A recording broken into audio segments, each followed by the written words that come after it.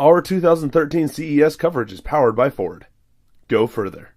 Okay guys, so here we have the Samsung Galaxy Note 2, the Sony Xperia Z, and the iPhone 4. As you can see, the iPhone 4 is significantly smaller than the Sony Xperia. And as you can see, the Sony Xperia itself is quite a bit smaller than the Galaxy Note. I'll put that up to the top right corner so you can kind of see the differences in size. Also, let's go ahead and just explain some of the basic features about each of these phones. So the iPhone 4 had a 3.5-inch screen. The iPhone 5 has a 4-inch screen. This has got a 5-inch screen with a 1080p resolution. So the iPhone is 3.5 inches, the Sony is 5 inches, and the Samsung Galaxy Note is 5.5. Something really important to note is the dots per inch of each of these. The iPhone 4 screen resolution is around 960 by 640. I think it's that. I'm not sure if it's that. It's close to that. The Sony Xperia, though, comes with a 1080p screen, so 920 by 1080. And the Samsung Galaxy Note comes with a 720p screen, which is surprisingly good for the size. We're going to go and put the iPhone aside for a second and focus on the Samsung Galaxy Note and the Sony Xperia. Both comes with quad-core processors. Obviously, the screen resolution is a huge difference. The 1080p screen resolution is roughly double in terms of pixels per inch. And the smoothness of the interface seems to be roughly the same. They both interact extremely smoothly, almost no hiccups ever. And honestly, I haven't used the Xperia Z for that much, but just from my experience of using it, it seems like a very smooth interface. Though honestly, I don't really like the boxy gray things. This seems a little bit outdated to me. For example, I click this one, it's just, all it is the apps. This seems so much more fluid. I like this interface much more. And I think that just comes down to what Samsung did versus Sony in terms of the actual applications.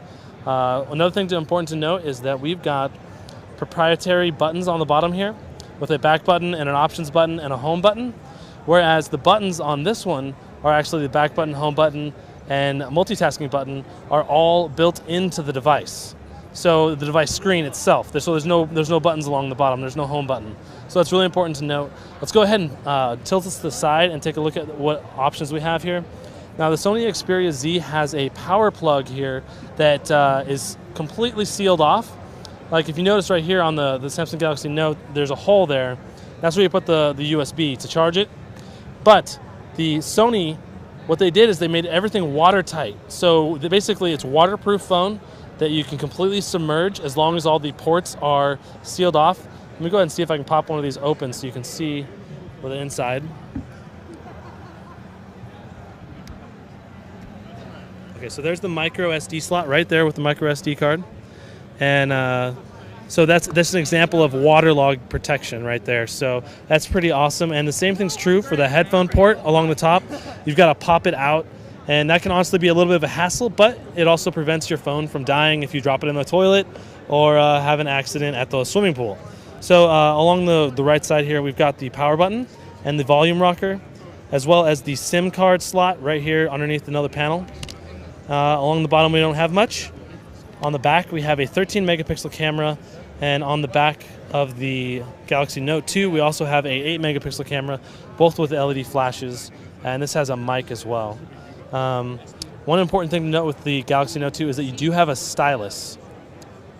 So you pull that out and you have a stylus in your hand, which is an awesome feature as well.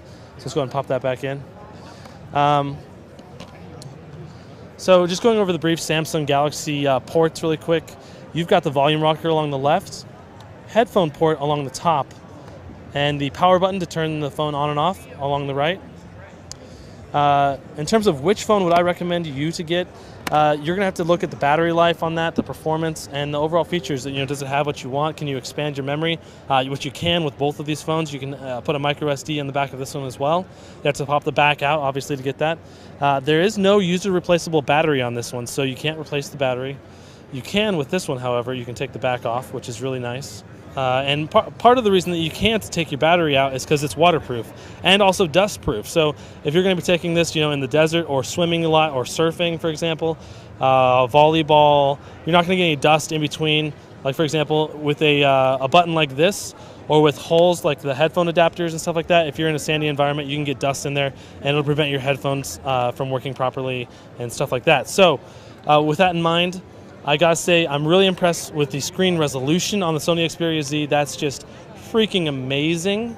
If you can zoom in and do a macro shot on that, the detail on the grass is just incredible. Yeah, and obviously one of the other features you have to consider is the camera. You've got a 13 megapixel on the back that has HDR video and photo built in.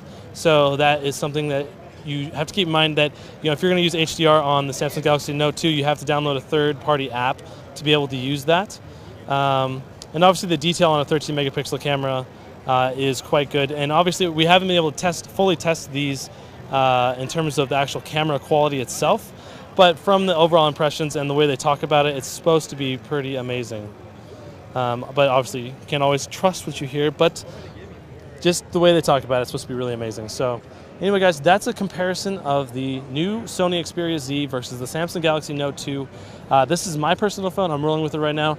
But honestly, the 1080p screen on here makes me take a double take on which phone I'm carrying. So anyway, guys, I hope you enjoyed it, and we'll see you guys later. Thanks again to Ford.